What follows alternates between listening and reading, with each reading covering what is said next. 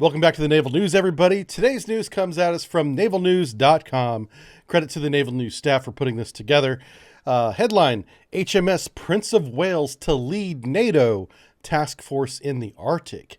The Arctic is becoming a more and more active battle zone, area where things are being reinforced. Troop deployments are being increased there year-round.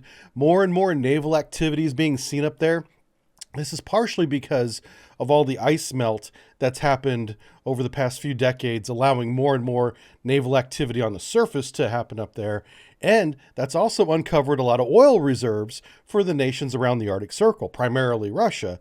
And they have consistently, over the past about 20 years, been building more and more facilities and stationing a permanent garrison of soldiers up in the Arctic Circle.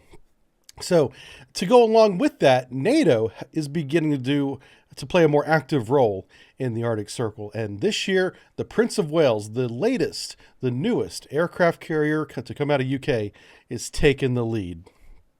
This is the largest Arctic exercise for Norway and NATO in 30 years. From the piece, aircraft carrier HMS Prince of Wales deploys in her role as NATO's command ship to exercise Cold Response, the large NATO-led exercise which will see 350,000 troops and 28 nations operate together in the harshest environment.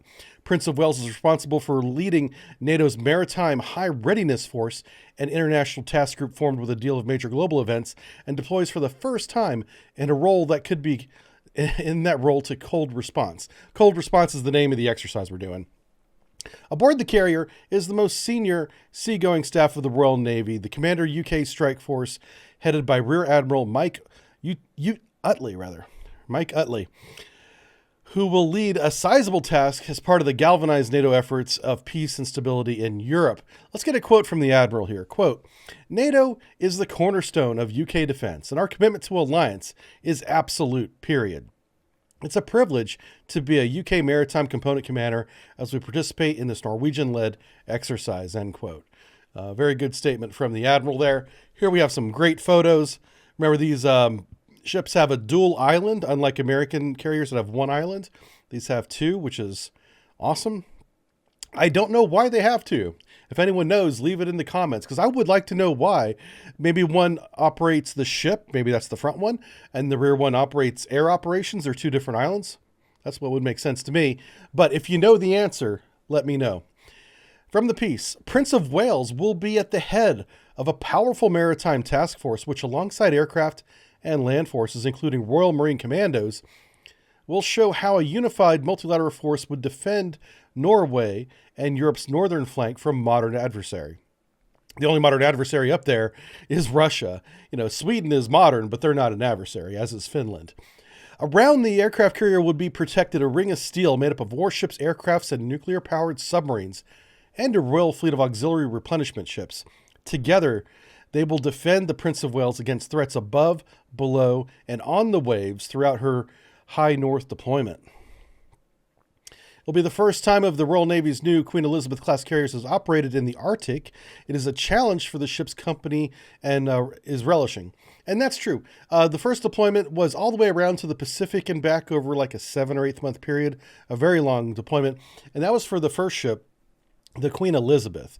This is the Prince of Wales, the second carrier that they built alongside the Queen Elizabeth. And this is the first time any aircraft carrier from that class has operated in the Arctic.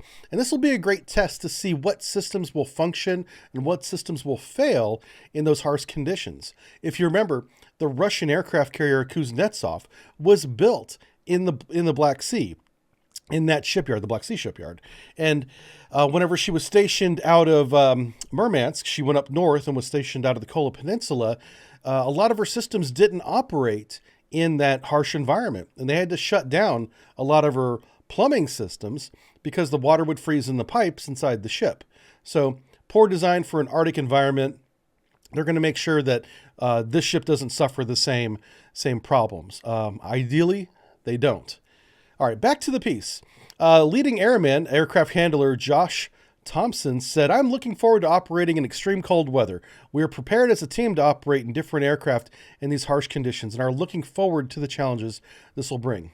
So, like every crewman especially the ones that work on the deck, will have cold weather gear issued to them, and a wise crewman will bring a second set of everything in case one gets damaged, lost, torn, whatever.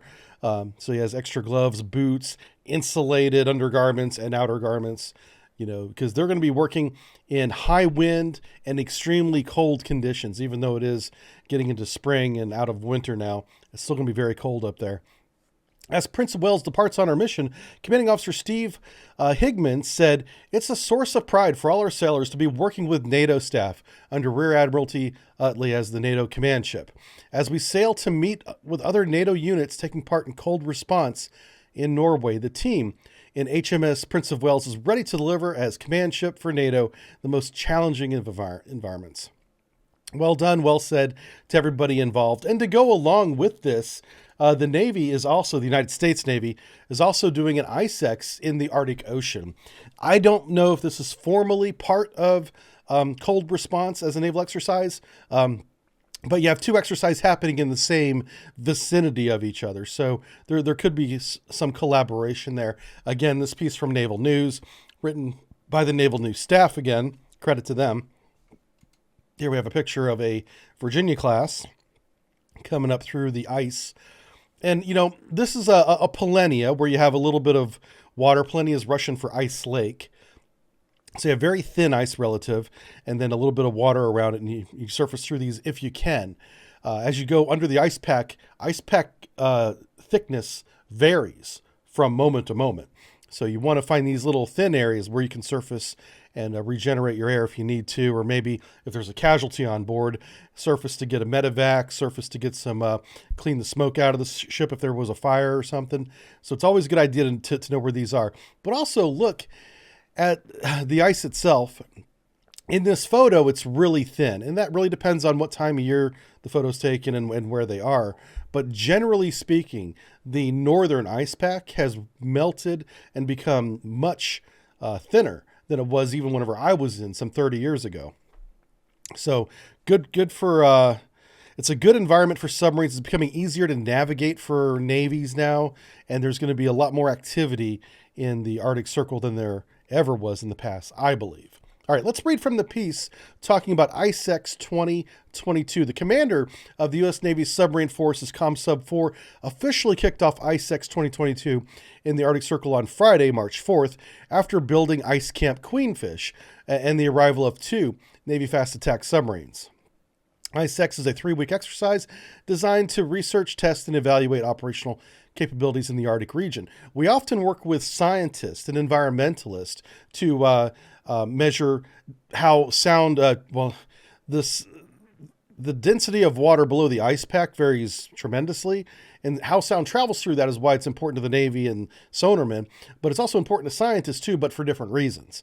Okay, so we work together because we can take the same data for our own goals. So we work together with that. All right, back to the piece. Rear Admiral, is it Seif? Is the commander of U.S. Navy's Undersea Warfare Development Center. Oh, wow. This would be the head man for someone I would like to work with.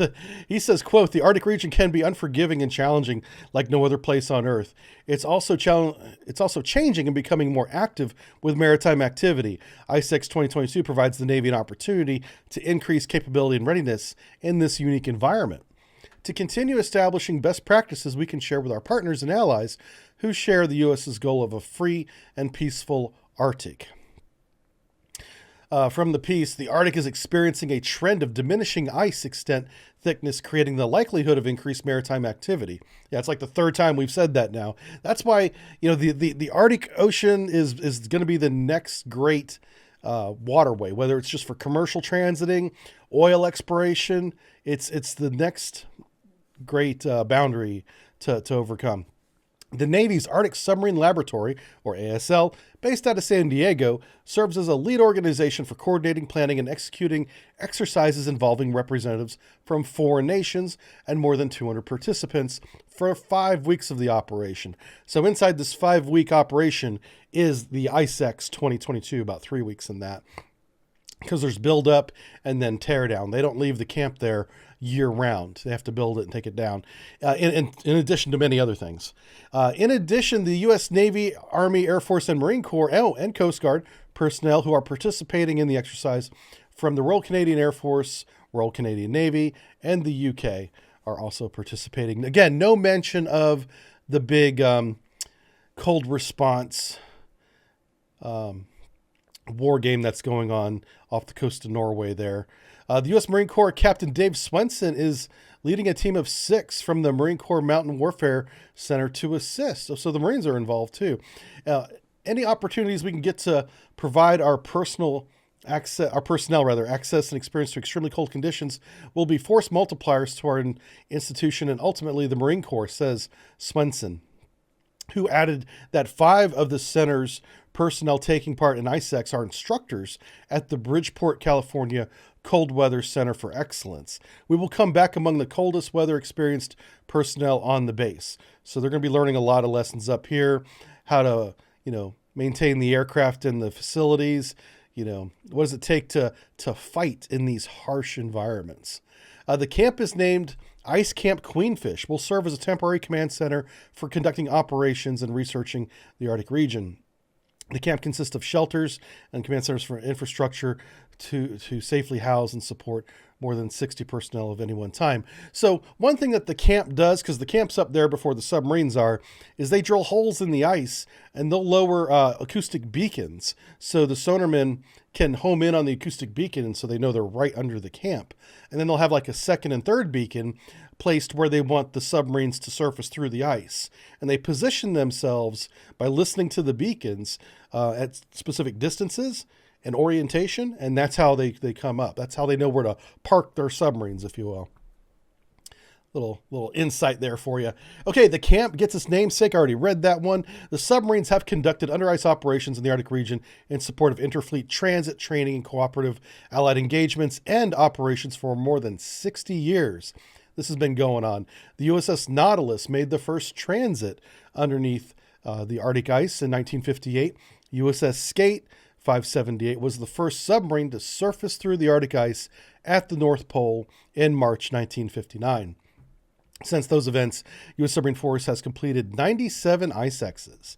That's amazing. That's multiple ones a year. 2 a year, 3 a year. Yeah. The last being conducted in 2020. A big part of this building on the submarine community's history is going back to the 1940s operating in the Arctic, where Lieutenant Mike Reed, the exercise range safety officer. Wow, that's a very stressful position because he's not going to get much sleep over the next 3 or 5 weeks. Anyway, supporting ICEXX from Navy's Norfolk, Virginia-based Operational Test and Evaluation Force. Quote, this demonstrates that we not only haven't lost the skill set, but we're always learning, improving, and building upon the lessons that we've learned over decades. ICEXX 2022 is an exciting opportunity for junior personnel to take part in history and carry on that tradition. Yeah, it's always a big deal to go operate in the Arctic, especially from a submarine's point of view. You become a blue nose, and that's actually put in your service record. Your shellback and blue nose status is in my service record. And it's really cool to see them operating in this because, like I said, the Arctic Ocean is going to be the next big place for development, commercial shipping and oil extraction, among other things. So good to see us operating more and more in that environment. And it is not easy to do, even when you're beneath the ice a few hundred feet. It's very perilous, stressful, and I'm glad to see that our young men and women are getting experience doing it. All right. Hey, if you have any questions or if you've operated in the Arctic Circle, definitely leave a comment here and like the video, and I'll see you guys in the chat. Thanks for watching, everybody. See you next time. Bye-bye. Bye-bye.